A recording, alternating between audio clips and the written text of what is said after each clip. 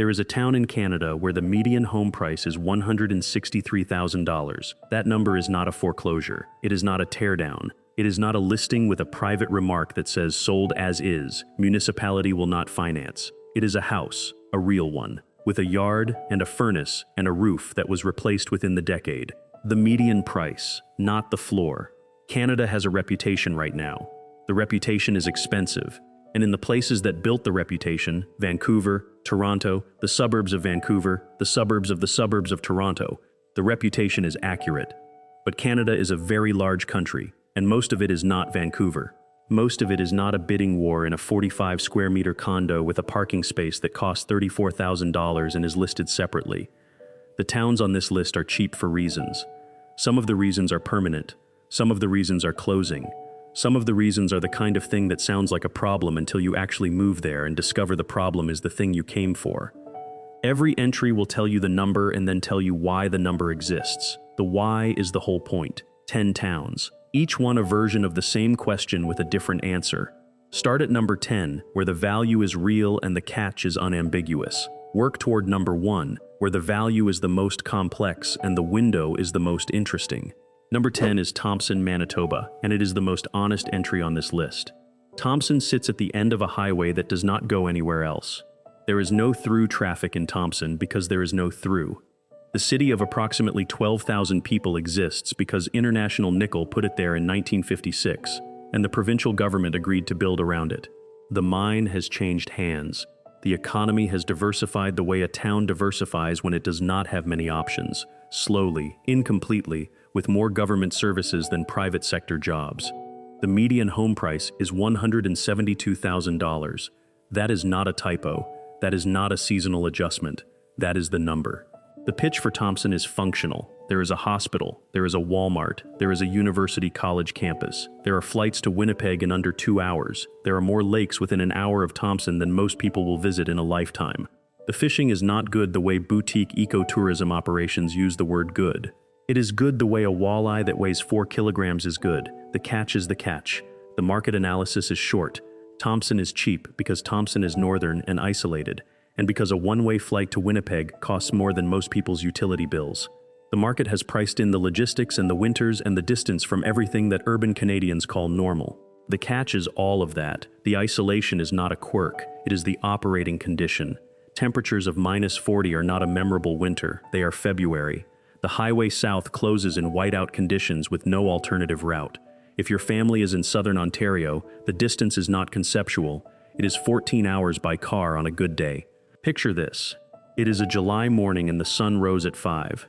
You are standing at the edge of Paint Lake with a rod in your hand and nothing, no traffic, no notification, no other human being, between you and the northern tree line. Your mortgage payment is $460 a month. $460. Your truck is paid off. Your freezer will have walleye in it by noon. Then the fly lands, then the next one, then the cloud of them. The black flies and mosquitoes that arrive in June and do not leave until September are not a minor inconvenience. They are a seasonal condition that changes what outdoor life in Thompson actually means for 5 months of the year. The fishing is real. The price is real. The insects are also real. That is either the trade-off you can build a life around or it is the reason you stop reading here. Only one of those answers is wrong, and it is not the one that moves to Thompson. Thompson is the floor. It is cheap because the market looked at the logistics and decided to price them honestly. Number 9 is cheap for a different reason, not logistics, but economics. And the economics in this case have a longer history than a single industry. Number 9 is Bathurst, New Brunswick, and it has been misunderstood in the way that small maritime cities are misunderstood, by being ignored. Bathurst sits at the head of Chaleur Bay on the Gulf of St. Lawrence. The population is 12,000. The median home price is $163,000, which makes it, numerically, the cheapest entry on this list, despite not being the most isolated. That gap between cheap and isolated is worth examining specifically. The pitch is a water town with an intact downtown, a hospital, a cégep, the Francophone Technical College, bilingual signage, and a region of Acadian culture that does not feel like a tourism product because it was never packaged as one. The fishing is commercial. The bay is genuinely beautiful. There are properties on the water for under $200,000. In 2024, the market analysis is structural. Bathurst is in northern New Brunswick, which has been losing population to Moncton and to central Canada for 30 years. The local economy runs on a hospital, a zinc smelter that has had intermittent operating periods, government employment, and a retail sector built for a population that keeps getting smaller. The market has not just priced in the difficulty, the market built the difficulty into its assessment of the future. The catch is employment. Not in the abstract sense that small towns are hard for employment, in the specific sense that professional class jobs in Bathurst are government jobs or healthcare jobs, and there are not unlimited numbers of them. If your income is location independent, this matters very little. If you need to find work in your profession in Bathurst, this is a different calculation than the listing makes it appear. Picture this. It is October on Chaleur Bay, and the leaves on the Quebec shore across the water are the kind of red that photographers drive from southern Ontario to photograph. You are on a dock that cost you nothing because it came with the house, and the house cost $187,000. The bay is flat. The light is low and gold. Your commute is 12 steps and a laptop open on the kitchen table. Then the meeting request comes from Toronto at 7:30 in the morning Atlantic time, which is 6:30 Eastern, which means your remote job is anchored to a time zone that does not care about the light on Chaleur Bay. That is the negotiation that nobody advertises in the listings. The lifestyle is real. The dependency on a remote arrangement that can be revoked is also real. That is a legitimate choice. It deserves to be named as what it is. Bathurst is cheap because the economy contracted and the population followed. Number 8 is cheap because the economy never fully arrived. And what it offers instead is something the market does not know how to price. Number 8 is Prince Albert, Saskatchewan, and it is the entry that most surprises people who think they know the prairies. Prince Albert sits at the edge of the boreal forest in central Saskatchewan, roughly 80 kilometers north of Saskatoon. Population 37,000. Median home price $194,000. That is the price of a 2-car garage in many Canadian cities, and in Prince Albert it is the price of a 3-bedroom house on a lot with actual soil in it. The pitch is a city at the boundary of 2 Canadas. South of Prince Albert is wheat and sky and flat horizon. North of Prince Albert is boreal, spruce, lake, river, moose. Prince Albert National Park begins less than an hour away. It is one of the larger national parks in the country. The town has a functional hospital, a university satellite campus, a performing arts center, and a downtown that is trying in the way that mid-sized prairie cities try, earnestly, imperfectly, with a Filipino restaurant next to a Ukrainian deli, next to a sporting goods store that has been there since 1978. The market analysis is industrial and historical. Prince Albert had a pulp mill economy. It has a federal penitentiary economy. There are multiple correctional facilities in the area, which are a significant employer and also an aesthetic fact about the town. The market has priced in the correctional geography with the same accuracy it has priced in the cold. The catch is the correctional geography and the social complexity that accompanies it. Prince Albert has one of the higher violent crime indices among Canadian cities its size. That number requires context. It reflects both the urban-rural catchment. The city serves as a regional hub and a concentration of poverty that has structural and historical explanations. The context does not change the number. The number is what it is. Picture this. It is a Saturday in August, and you drive 40 minutes north to Waskesiu in Prince Albert National Park. The lake is warm enough to swim in.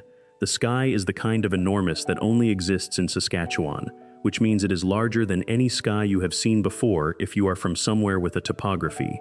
Your property tax for the year was just over $2,000 on a house that appraised at $208,000. Then the drive back takes you through the part of Prince Albert where the payday loan stores outnumber the coffee shops. The city is 2 things simultaneously, and both of them are accurate. That is either a problem you can contextualize or a deal breaker. Most deal breakers are honest. Prince Albert is cheap because it carries the weight of being a regional service hub for a complicated geography. Number 7 is cheap because it used to be an industrial powerhouse and the powerhouse left. But what the powerhouse left behind turns out to be more interesting than the powerhouse was. Number 7 is Sault Ste. Marie, Ontario, and it is the most underestimated city in this province. Sault Ste. Marie sits at the channel connecting Lake Superior and Lake Huron. Population of approximately 70,000 on the Canadian side, with the American city of the same name across a river that a strong swimmer could probably cross. The median home price is $278,000 in a province where the provincial average sits north of $800,000. That gap is the story. The pitch is Lake Superior adjacency with two-country access, a downtown that has been quietly renovating itself, the Algoma steel plant that survived bankruptcy and reorganization and is still operating, a regional hospital, and Algoma University, which has an Indigenous education focus that makes it genuinely distinctive among Ontario institutions.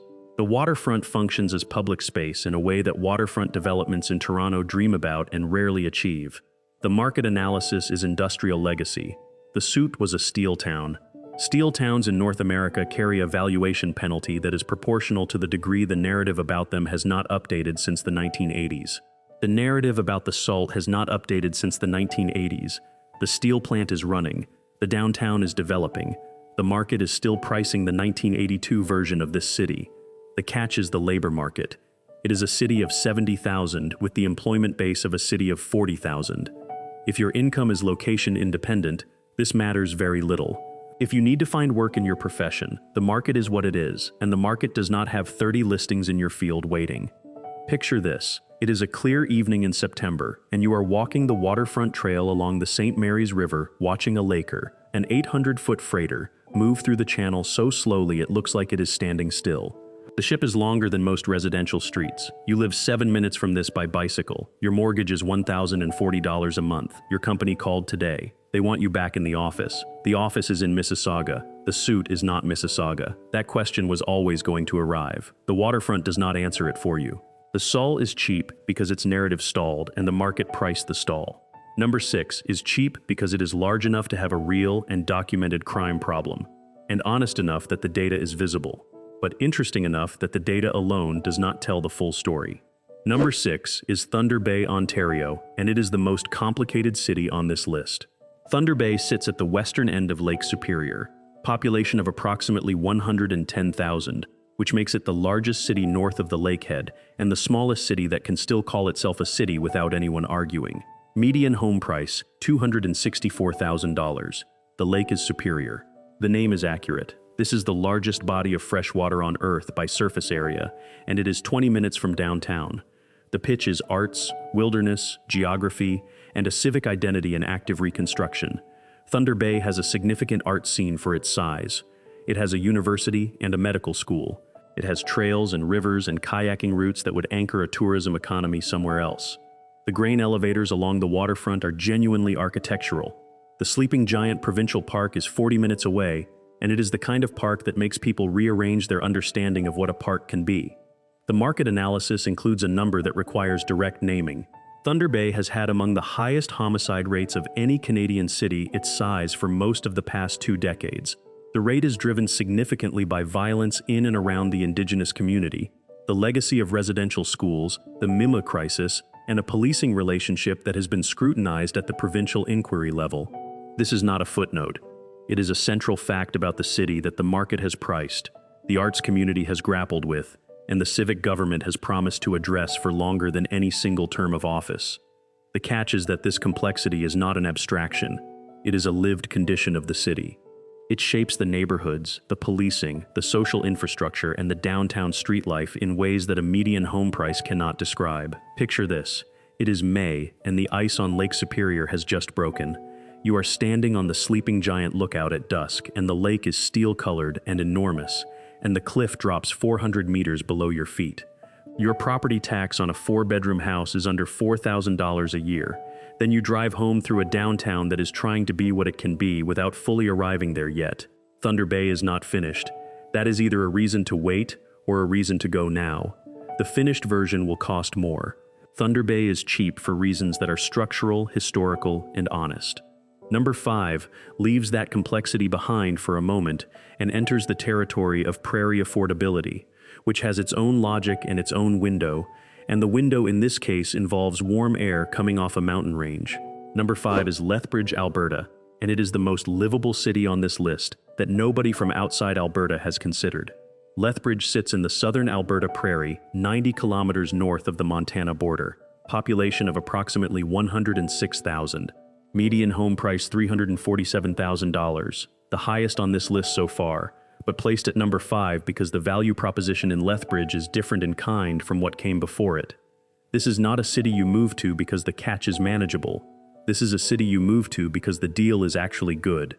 The pitch is full urban infrastructure, no provincial income tax, a university, a college, a level 3 trauma center, and winters that are dramatically more tolerable than the rest of Alberta because the Chinook winds, warm Pacific air that crosses the Rockies and drops into the Lethbridge Valley, can take a January day from -25 to +10 in 4 hours. That sentence is not promotional embellishment. That is the meteorology. The wind has a name. The arc of cloud that precedes it has a name. The name is Chinook Arch, and it means the next 6 hours are going to be unreasonably pleasant for January on the southern prairies. The market analysis is straightforward. Lethbridge benefits from not being Calgary. Calgary takes the attention and the population and the price growth. Lethbridge is 2 hours south, with a fraction of the recognition and significantly lower real estate costs. The market knows about Lethbridge. It simply does not care about it the way it cares about Calgary. That indifference is the price suppression mechanism, and it has been operating reliably for a decade. The catch is that Lethbridge is a prairie city, and prairie cities require a specific relationship with space, flatness, and the kind of horizon that is either meditative or oppressive depending on the person. There are no mountains in Lethbridge. The mountains are visible on a clear day from the right street, but they are 100 kilometers away. The Rockies are a weekend trip, not a backdrop. Picture this. It is a January afternoon and the Chinook Arch appears on the western horizon at 2 in the afternoon. By 4, the temperature is +8, and you have your jacket off walking along the Oldman River Valley Trail. Your monthly mortgage payment is less than most people you know pay in Toronto rent. The trail is empty. The cottonwoods are gold in October. The river is green in July. There is no one here but you. Then you reach the top of the Coulées and look north, and the highway to Calgary goes straight and flat as far as you can see. Everything in Lethbridge is available in Lethbridge. Some things are only available in Calgary. You will do the math yourself. Lethbridge is cheap because Calgary absorbs the attention and Lethbridge absorbs the value. Number 4 shifts back east and into the most undervalued narrative gap in Ontario, a city where the market is pricing a version of the place that has not been accurate for 30 years. Number 4 is Greater Sudbury, Ontario, and it is the entry where the narrative is actively failing to keep up with the reality. Sudbury sits 450 kilometers north of Toronto, population 166,000. Median home price approximately $362,000. Cheap by Ontario standards in the way that finding a $20 bill in an old coat is cheap by the standards of someone who spent $40 on lunch. The reference point matters. The pitch is a city that remade itself. Sudbury was a mining city, so ecologically devastated from a century of smelting that NASA astronauts trained in the barrens around it to simulate lunar conditions. That sentence is accurate and verifiable. Since the 1970s, the city undertook one of the largest land reclamation projects in North American history and planted over 10 million trees. The barrens became boreal. The city became a case study in environmental recovery cited in academic journals. There are 4,000 lakes within an hour of downtown Sudbury. Laurentian University is there. A regional health sciences center is there. There is a Thai restaurant on Elgin Street that has been open for 15 years. The market analysis is reputation lag. Sudbury's reputation as a bleak mining city persists approximately 3 decades past its accuracy. The market in southern Ontario hears Sudbury and prices in the memory of the moonscape. The moonscape grew back. The market has not noticed. The catch is that Sudbury is a one-industry hinge. The nickel economy drives everything: employment sentiment, municipal revenue, migration patterns. When the price of nickel is up, Sudbury feels purposeful. When the price of nickel is down, the sentiment deflates in specific and visible ways that a 4,000 lake radius cannot fully compensate for. Picture this. It is a fall afternoon, and you are on the Trans-Canada Trail above Ramsey Lake, on the edge of the city. The lake is below you, the boreal is around you, and there are approximately 9 people in a city of 166,000 who are also on this trail right now. Your commute to the hospital where you work is 11 minutes. Your 3-bedroom house costs $340,000 and it has a deck. Then the quarterly earnings announcement from Vail comes out, and it is not the announcement anyone wanted. The nickel price moves and Sudbury feels it, always. The trees grew back. The dependency did not leave with the moonscape. Sudbury is cheap because the reputation is 30 years behind the reality. Number 3 is cheap for a reason that is actively closing, and the reason it is closing is the same mechanism that this entire list has been describing. People found it. Number 3 is Moncton, New Brunswick, and it is the entry where the window is the news. Moncton has been the fastest growing city in Atlantic Canada for most of the past decade. Population currently approaching 180,000 in the greater area. Median home price approximately $310,000, which is low by national standards but notably higher than it was in 2019, when the median was closer to $210,000. That $100,000 increase in under 5 years is the entire story of this entry. The pitch is the most complete urban package in Atlantic Canada. Moncton has 2 universities, a French one and an English one. It has an airport with direct flights to major Canadian and international destinations. It has bilingual public services in a province that is officially bilingual in a way that most Canadians do not fully appreciate. It has a functioning downtown, a tidal bore on the Petit Kodiak River that is one of the more unusual natural spectacles in eastern Canada, proximity to the Bay of Fundy, and employment in logistics, healthcare, federal government services, and a tech sector that has grown as workers priced out of Montreal and Toronto started looking east. The market analysis is simple. Moncton became known. When it became known, people moved. When people moved, prices moved. The dynamic that kept Moncton affordable, its invisibility on the national attention map, is no longer operating at full strength. The catch is that the window this entry describes is partially closed. 310,000 is still significantly below the national average, but it is no longer the open secret it was in 2019. The next discovery cycle is already underway, and the people participating in it are paying more than the people who read this list 2 years ago. Picture this. It is a Tuesday evening, and you have walked from your house in the Moncton Hill neighborhood to a restaurant on Main Street that has been reviewed in a national food publication and deserved every word of it. Your mortgage on a 4-bedroom Craftsman is $1,100 a month. Parking is free, the patio is full, and the oysters came from 60 kilometers away. Then you check the local real estate listings, and the house across the street, the one that went up for sale this week, is listed at $80,000 more than you paid 14 months ago. The window is not closed. It is closing. Those are different things, but only for the people who moved before the magazine article. Moncton got found, and the price followed the attention. Number 2 is cheaper than Moncton by nearly $70,000, and it has been resisting the attention economy more successfully, for a reason that the market treats as a liability and some people treat as a moat. Number 2 is Winkler, Manitoba, and it is the entry where the community is simultaneously the catch, the value, and the entire conversation. Winkler sits in the Red River Valley 90 minutes south of Winnipeg, population 14,000 and growing. It has been growing consistently for a decade, which is unusual for a Manitoba city of its size. Median home price approximately $280,000. There is new construction in Winkler in a way there is not new construction in most of the towns on this list.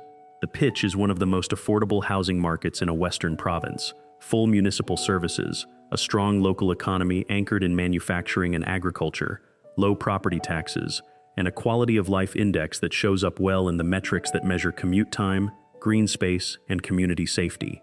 The community safety statistic is genuine and consistent across measurement periods. The market analysis is cultural. Winkler is a Mennonite community. The majority of the population identifies as Low German Mennonite, and the city's culture, commercial character, and social fabric reflect that identity in specific and visible ways. The town is dry. No liquor stores within city limits. Sunday commerce is limited. Community life is structured around church and family in a way that is not background detail but an operating system. The catch is that the community is the catch if you are not part of it, and it is the value if you are. This is not a culture that exerts pressure on newcomers to convert or conform, but it is a culture with an internal coherence that can feel like a wall from the outside or a shelter from the inside, depending on what you are looking for and who you already are. Picture this.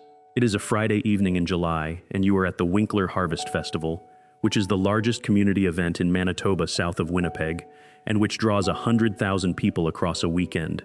Your neighbor, a Low German Mennonite who has lived in Winkler his entire life, brought borscht. You brought nothing, and he did not notice, or noticed and did not care. Your mortgage is $900 a month. Your commute to the manufacturing plant where you manage logistics is 4 minutes. Then Monday comes and the social life of Winkler operates on coordinates you do not fully share. The community is tight. Tight communities include people and exclude people in ways that are always specific and never fully explained in a listing. That is either the life you came for or the life that requires you to be someone you are not. The market cannot price that question. Only you can. Winkler is cheap because its culture is its moat, and the moat works in both directions. Number 1 is cheap for the most interesting reason on this list, and the reason is a language. Number 1 is Trois-Rivières, Quebec, and the case for it is this. There is a city of 140,000 people positioned exactly halfway between Montreal and Quebec City on the St. Lawrence River, with a median home price of $263,000. And the primary reason that price exists is that the city conducts its life predominantly in French. That sentence needs to sit for a moment.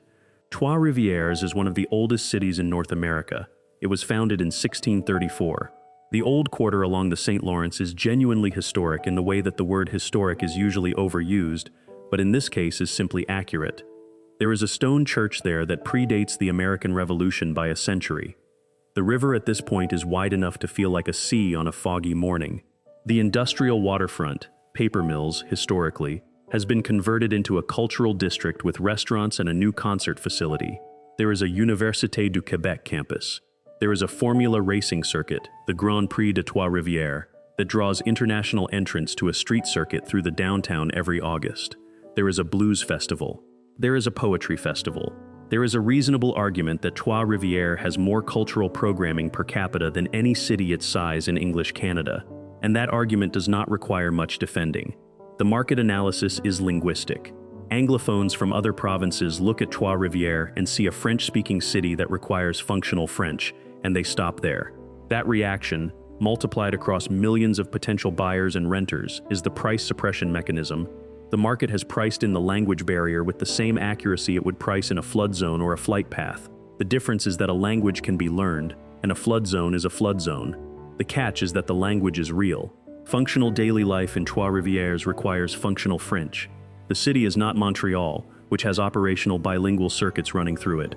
Trois-Rivières operates in French the way Lethbridge operates in English, as a default, not a choice. If your French is conversational, the catch dissolves. If your French is classroom level, the catch is a project that has to precede the life. Picture this. It is August, and the Formula car engines are running through the old quarter streets 3 blocks from your apartment in the lower town. The sound of a 400-horsepower car at full throttle through a stone corridor built in the 1700s is not a sound that most places can offer you. You paid $245,000 for an apartment in a building from 1892 with exposed stone walls and a river view. Your rent in Toronto 6 months ago was $2,020 a month, and you could not see the water from the building. Then your pharmacist asks you a question, and your French arrives a half-beat slow, and you are not entirely certain you understood the secondary instruction on the label. The language is not an atmosphere. It is the medium through which everything in this city is conducted. That medium rewards investment and penalizes avoidance. There is no version of Trois-Rivières that works without French, and there is no version of Trois-Rivières with French that is not extraordinary value for a city of its character. The question is not whether the deal is real. The deal is real. The question is what you are willing to learn. 10 towns, each one cheap for its own reasons, and the reasons do not resemble each other as much as they seem to from a distance. Thompson is cheap because the logistics are honest. Bathurst is cheap because the economy contracted and has not recovered. Prince Albert is cheap because it carries the weight of serving a complicated geography. Sault Ste. Marie is cheap because its narrative stalled in a decade it has already left behind. Thunder Bay is cheap because its history is large and unresolved, and the market has priced the unresolved part. Lethbridge is cheap because Calgary takes the attention, and the attention is what moves prices. Sudbury is cheap because the reputation is 30 years late. Moncton is cheap by the standards of what it was 3 years ago, and it is closing. Winkler is cheap because its culture is its own best protection against discovery. And Trois-Rivières is cheap because a language is the most durable moat the market has ever built. There are 3 categories in that list. Places that are cheap because the difficulty is permanent. Places that are cheap because the market has not updated its assessment. And places that are cheap because something the market reads as a problem is actually something that can be worked with, learned, or lived around. The third category is where the interesting decisions live. The first 2 tell you something about reality. The third one tells you something about yourself. Canada is a country where the conversation about affordability has collapsed entirely into a conversation about Toronto and Vancouver. That is accurate about Toronto and Vancouver. It is not accurate about the rest of it. The market will find these towns. It finds everything eventually. The only question is whether you get there first, or whether you read about this list in 3 years and understand exactly what the price was when you had the information.